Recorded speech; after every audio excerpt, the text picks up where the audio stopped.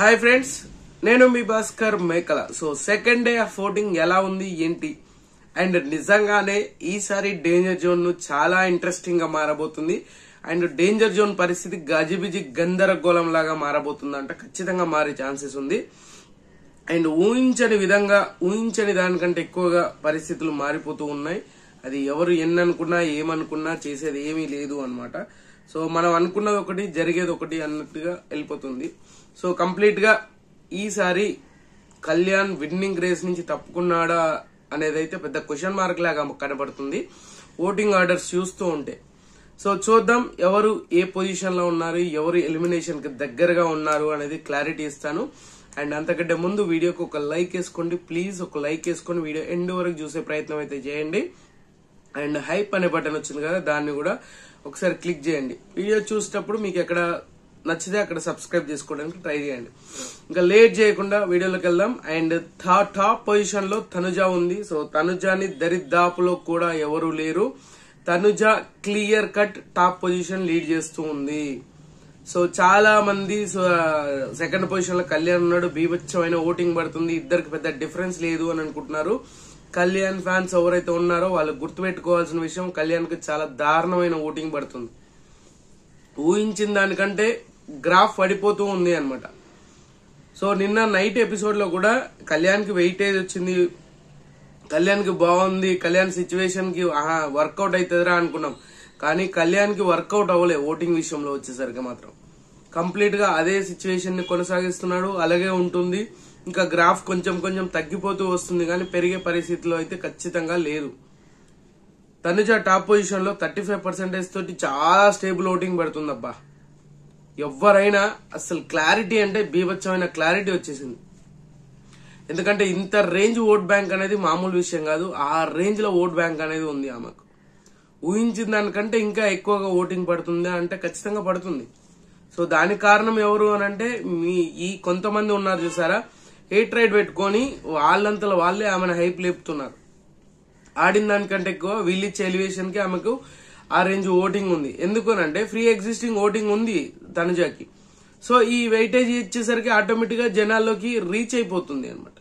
So ఆ విధంగా top position లో 35% తోటి ఈమె టాప్ పొజిషన్ ఉంటే, సెకండ్ పొజిషన్ వచ్చేసరికి కళ్యాణ్ ఉన్నాడు. కళ్యాణ్ కి 17%. నిన్నటితో పోల్చుకుంటే ఇప్పటికీ 1% ఓటింగ్ తగ్గింది.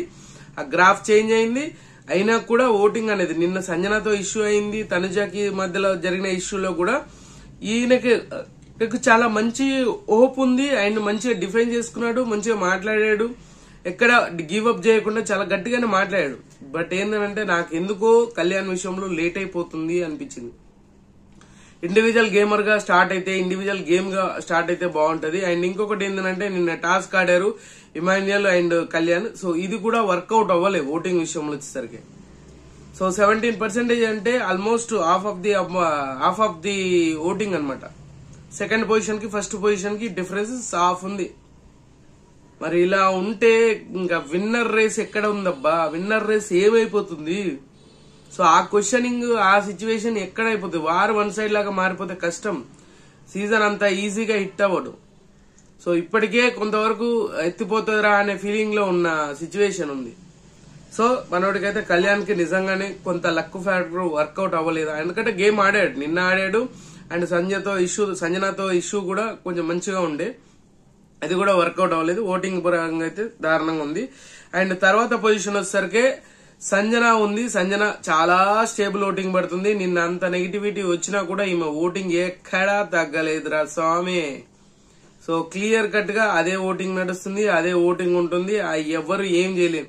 12% తోటి చాలా కాన్స్టెంట్ ఓటింగ్ అయితే పడుతూ ఉంది. అబ్బా ఇంకా మనం తగ్గేదే లేదు అన్నట్టుగా ఈమె ఉంది. బట్ అనుకున్నంత రేంజ్ లో ఓటింగ్ పడట్లేదు. అందుకనంటే అనుకున్నంత రేంజ్ లో సంజన గేమ్ ఆడట్లేదు. సో గేమ్ ఆడనప్పుడు ఎక్కడి నుంచి వస్తుంది? ఇంకా పనికిమాలిన పంచాయతీలు ఎక్కువైపోయినాయి. ఈ పనికిమాలిన పంచాయతీలు ఇంకా కొంచెం ఎక్కడికో తీసుకెళ్లే దారిలో పెట్టేస్తుంది అనమాట. సో అది కొంచెం అంత ఆలోచించుకొని కొంచెం బెటర్మెంట్ గా ముందుకెళ్తే బాగుంటది.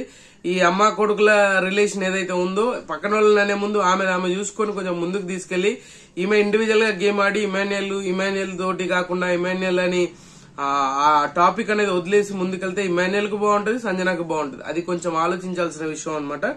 సో ఈమెకి 12% ఓటింగ్ పడుతుంది. అండ్ అంతే విధంగా దివ్య రోజు రోజుకి ఒక అడుగు ముందుకేస్తుంది, రోజు రోజుకి ఒక అడుగు ముందుకెళ్తూ ఉంది అన్నమాట. సో మొత్తానికి 4th పొజిషన్ కి 1% ఓటింగ్ పెంచుకొని 4th పొజిషన్ లో ఉంది. అండ్ సంజనాకి ఈమెకి చాలా మైనర్ డిఫరెన్సెస్ ఉంది. ఎప్పుడైనా దివ్య లీడ్ చేసే అంటే ఈమెను దాటేసే ఛాన్సెస్ ఉంది అన్నమాట. సో దివ్యాకి కూడా 12% ఓటింగ్ పడుతుంది. అండ్ సంజనాకి దివ్యాకి పెద్ద డిఫరెన్సెస్ ఏం లేదు, చాలా మైనర్ డిఫరెన్సెస్ ఉంది. 3rd పొజిషన్ ఎప్పుడైనా ఆక్యుపై చేయొచ్చు. సో నాకు తెలిసినంత వరకు దివ్యాకి భరణి ఎంతో కొంత ఓట్ బ్యాంక్ ఉంది కాబట్టి భరణి ఓటింగ్ పడే ఛాన్సెస్ ఉంది. భరణి గారి ఓటింగ్ పడుతుందా అనే ఫీలింగ్ అయితే ఖచ్చితంగా వస్తుంది. ఎందుకంటే సంజన కంటే దివ్య చాలా బాగా ఎక్కువ ఇన్వాల్వ్మెంట్ ఉంది, ఎక్కువ ర్యాప్ ఉంది, ఎక్కువ ఎమోషనల్ అయింది అండ్ ఎక్కువగా కనెక్టివిటీ ఉంది. ఏదో విషయంలో ఏదో ఎక్కడో అక్కడ ఖచ్చితంగా భరణి గారు అనేది గుర్తుతో ముందుకెళ్తూ ఉంది.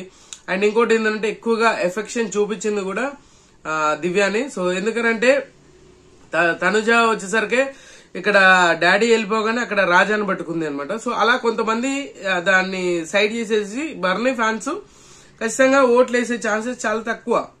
సో అలాంటప్పుడు దివ్యాకి ఇది బాగా కలిసి వచ్చే అంశం అనే చెప్పుకోవచ్చు, చాలా బాగా వర్కౌట్ చేస్తుంది. అండ్ దివ్యాకి కూడా ఎక్కడ ఎదుటి వాళ్ళకి ఛాన్స్ ఇవ్వట్లేదు. తను ఏదైతే అనుకుందో అది ఖచ్చితంగా బయట పెట్టేస్తుంది, ఖచ్చితంగా అనుకున్నది బయటికి తీసుకొస్తుంది. అలా ఈమెకు వర్కౌట్ అవుతూ ఉంది దివ్యకి. సో 12% ఓటింగ్ తోటి 4th పొజిషన్ లో ఉంది. And very soon 3rd position ఏమైనా ఆక్యుపై చేస్తుందో ఏమో తెలియదు. ఈవినింగ్ వరకు ఏమైనా మార్పులు చేర్పులు కూడా జరగచ్చు. తర్వాత పొజిషన్ వచ్చేసరికి రీతు ఉంది. రీతుకి 9% ఓటింగ్ పడుతుంది. అండ్ రీతు ఓటింగ్ డౌన్ ఫాలోలోకి వచ్చేసింది అండ్ తగ్గుతూ వస్తుంది అన్నట్టుగా తగ్గుతూనే ఉంది అనమాట. స్టార్టింగ్ ఫ్రీ ఎగ్జిస్టింగ్ లో చూసుకుంటే బాగానే ఉంది, తర్వాత వచ్చేసరికి కొంచెం బెటర్మెంటే ఉంది. ఇప్పుడు చూసుకుంటే మార్నింగ్ నిన్నటికి ఈ రోజు చూసుకుంటే 1% ఓటింగ్ తగ్గింది. ఊహించిన దానికంటే ఈమెకు గ్రాఫ్ అనేది తగ్గిపోతుంది. పవన్ ఓటింగ్ పడ్డా కూడా అది వర్కౌట్ అవ్వట్లేదమ్మా.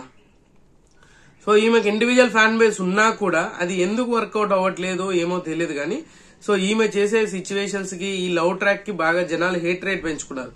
అలాగా లాస్ట్ టైం వీళ్ళ ఫ్రెండ్ ఉన్నారు కదా విష్ణుప్రియ గారు పృథ్వీ ఏదైతే జరిగిందో ఇప్పుడు వీళ్ళిద్దరిది కూడా అలాగే జరుగుతుంది.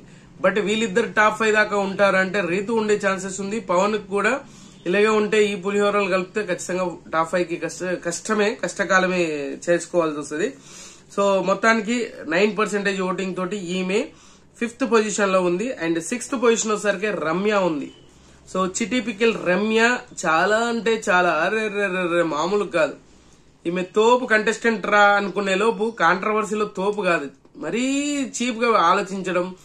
ఇప్పుడు గేమ్ లాగా తీసుకోవాలి తప్పితే పర్సనల్ గా నేను ఈమెనే టార్గెట్ చేస్తే ఈమెకే విన్నింగ్ ఛాన్సెస్ ఉంది, ఈమెనే తోపు, ఈమెను టార్గెట్ చేస్తే మనకు ఆటోమేటిక్ గా వర్కౌట్ అవుతుంది, మనం వీళ్ళతో పెట్టుకుంటే మనకి వీళ్ళతో పెట్టుకున్నాం అనుకో మనకు వెయిటేజ్ వస్తుంది, ఆ థాట్ లో ఉన్నట్టుంది. సో అలాగా మొత్తానికి ఈమె ఓట్ బ్యాంక్ అనేది ఆటోమేటిక్ గా దారుణంగా తగ్గిపోయింది.